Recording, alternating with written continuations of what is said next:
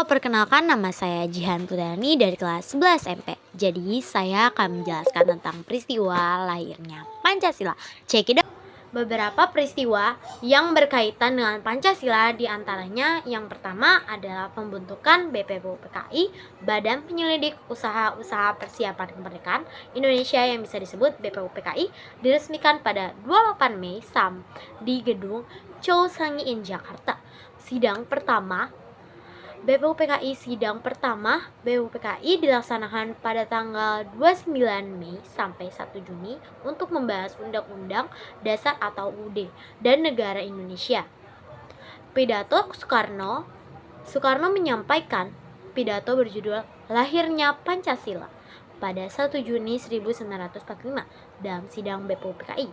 Pembentukan BPUPKI dibubarkan dan diganti dengan Panitia Persiapan Kemerdekaan Indonesia atau PPKI pada 7 Agustus 1945. Sidang PPKI Pancasila dilaksanakan sebagai dasar negara Indonesia pada 18 Agustus 1945 dalam sidang PPKI. Istilah Pancasila berasal dari bahasa Sanskerta, yaitu kata panca yang berarti 5 dan sila yang berarti dasar. Berikut adalah contoh penerapan nilai-nilai Pancasila dalam kehidupan sehari-hari. Yang pertama, sila pertama adalah ketuhanan yang Maha Esa. Jadi, perilaku dalam kehidupan sehari-hari itu yang pertama itu menghormati kebebasan beragama dan keyakinan setiap orang. Yang kedua, menjalankan ibadah sesuai agama dan keyakinan masing-masing tanpa mengganggu orang lain. Yang kedua, sila kedua itu adalah kemanusiaan yang adil dan beradab.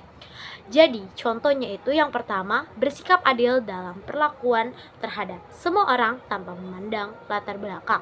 Yang kedua, membantu sesama yang sedang mengalami kesulitan seperti membantu tetangga yang sedang sakit.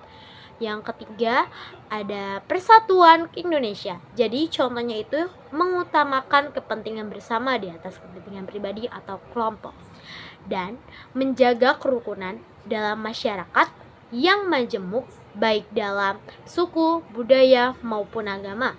Sila keempat, kerakyatan yang dipimpin oleh hikmat kebijaksanaan dalam permusyawaratan perwakilan. Jadi contoh dalam kehidupan sehari-hari yang harus kita teladani itu yang pertama, mengutamakan musyawarah untuk mencapai mufakat dalam mengambil keputusan bersama, misalnya dalam rapat keluarga atau komunitas.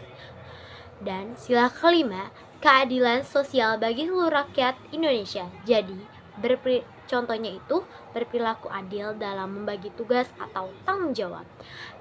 Yang kedua, tidak melakukan diskriminasi terhadap orang lain dalam kesempatan kerja, pendidikan, atau bantuan sosial.